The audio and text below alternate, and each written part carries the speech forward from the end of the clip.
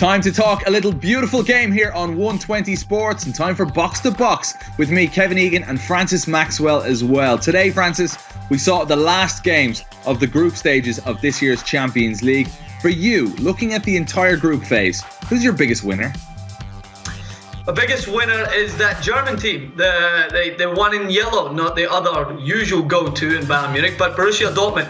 Today's performance epitomised Dortmund's fearlessness in this campaign, Kev. They go to the Bernabeu, playing against a team that have now equalled Real Madrid's all-time record for games unbeaten.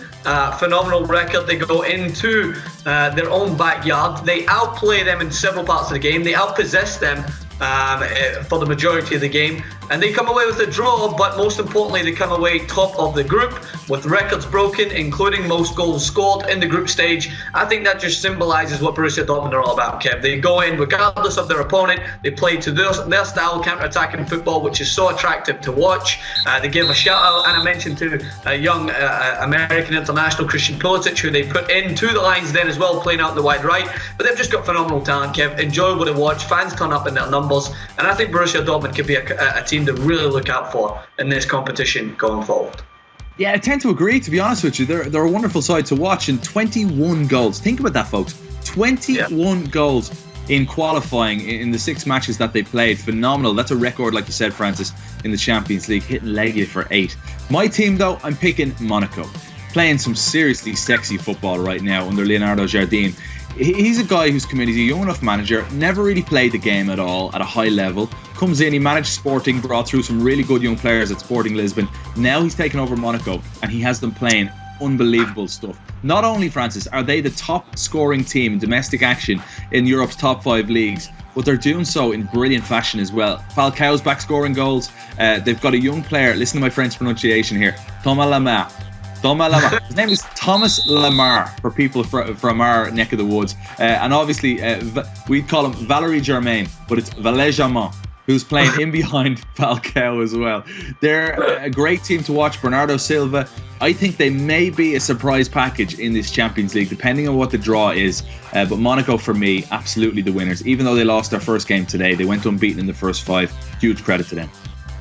Kev, you give me a chuckle there with the pronunciation. It brings me back to one of the first games I went to in England, and it was Chelsea were featured, and there was a Cockney lad sitting next to me, and he's screaming at the top of his lungs for the Chelsea manager to bring on David Lewis onto the park. And I thought to myself, who's David Lewis? And then I soon realised, yeah, David Luiz. So I'm absolutely with you on that one. Great call. Monaco are a team often are the thorn in many a team's side, and they have done phenomenally well so far in this group stage. One last question I wanted to say to you, Kev, while we're on the matter. Do you think there's some substance to some of the theory floating around that Real Madrid were pretty okay? I'm not saying they were trying to play for second, but do you think there is some substance to the fact that they may be okay with going into the next round in second place? Because after all, avoiding Atletico and Barcelona means that they will face either Arsenal, Napoli, Juventus, Leicester City, in comparison to the likes of Manchester City and PSG that they could have faced, or even Bayern Munich in the latter stages. Well, you have to think about it and say it was the 89th minute when they did concede the goal. They knew what was going on elsewhere. There could be something to do with it, but I hate to think like that. You know, they're professional footballers. They're Real Madrid. They're the European champions. They should want to fancy and play any single team. They're not going to play Barcelona. We know that. So looking through the other teams who they can play, they'd fancy their chances against any of them. But you're right. They come up against the Bayern Munich. Well, not Bayern Munich, sorry, because they came second in their group. But they come up against another top team. Real Madrid should be able to tackle them with the players they have. No doubt. All right, well, let us know what you guys think. As always, right here on Box to Box, check out all of our videos on demand and do not go anywhere, because we'll be back with the biggest losers from the Champions League group stage.